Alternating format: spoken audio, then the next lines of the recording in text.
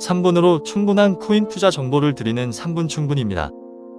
이번 영상에서는 루나가 폭락한 이유와 배경에 대해 알아보겠습니다. 암호화폐 루나 코인이 불과 단 일주일 만에 99.99% 폭락했습니다. 그 기간 동안 1억 원 어치의 루나를 들고 있었다면 이제 1000원이 된 것인데요. 과연 어째서 이런 일이 벌어졌는지 알아보겠습니다. 폭락 전까지만 해도 루나는 이른바 김치코인으로 불리는 한국인이 만든 암호화폐의 대표적인 코인이었습니다. 전돌망했던 루나 코인은 불과 지난달까지만 해도 암호화폐 시가총액 순위 10위권 내에 들었던 메이저 코인이었습니다. 루나 코인 한 개당 15만원을 넘어서 시가총액도 50조 원에 육박했는데 이는 지금의 삼성바이오로직스, 네이버 시총에 맞먹는 규모입니다.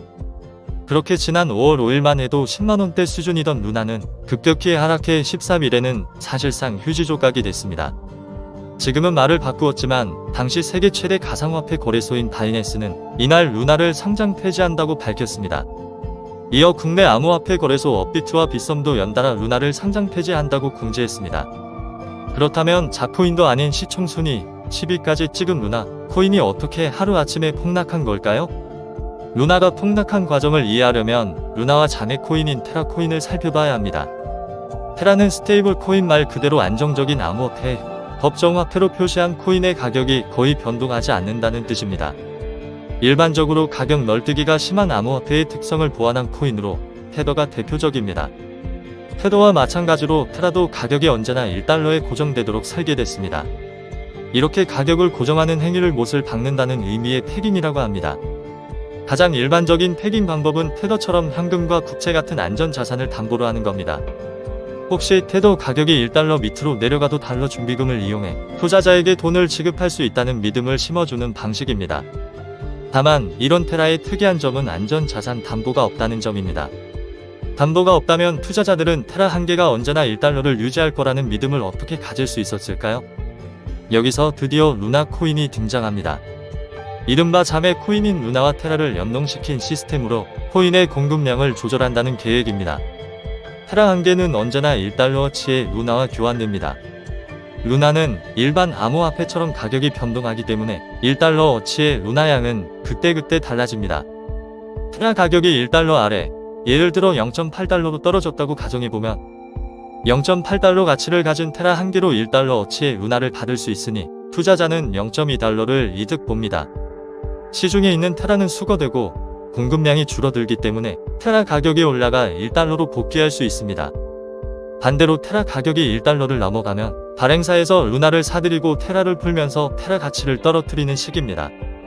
여기까지는 상당히 합리적인 시스템처럼 보이지만 투자자들의 믿음이 무너지자마자 시스템은 금세 파괴됐습니다.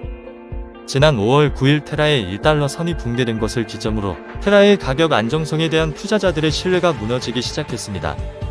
홀딩 중이던 최후의 매수자들까지 일제히 공항 매도에 들어갔고 이른바 패닉셀이 시작된 것입니다.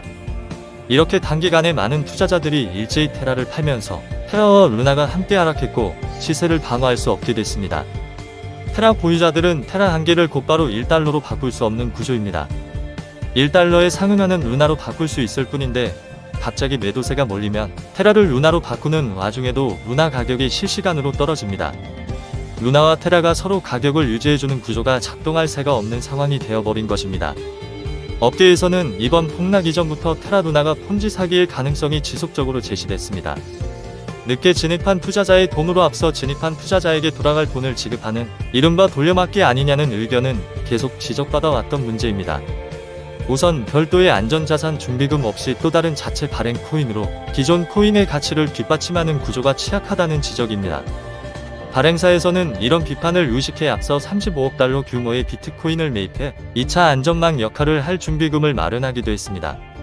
다만 비트코인을 판 돈으로 테라를 매입해 테라 가격을 안정화시키기에는 이번 매도세가 너무 거센 상황입니다.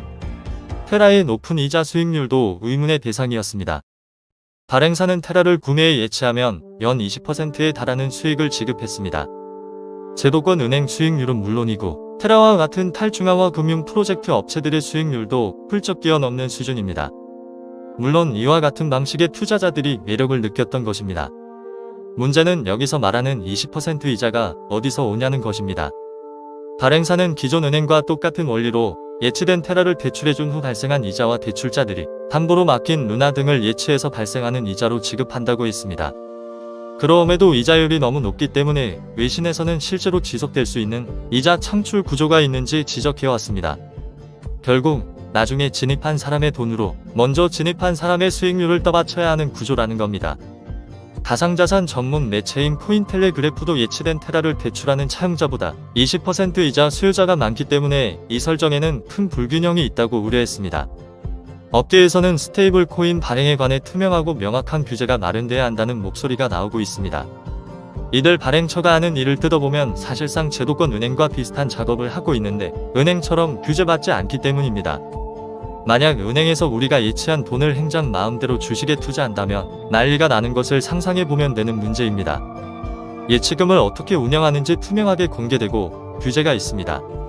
스테이블 코인 발행처는 예치된 암호화폐를 어떻게 운영하는지, 담보로 마련한 지급 준비금이 실제로 존재하는지조차 공개할 의무가 없습니다.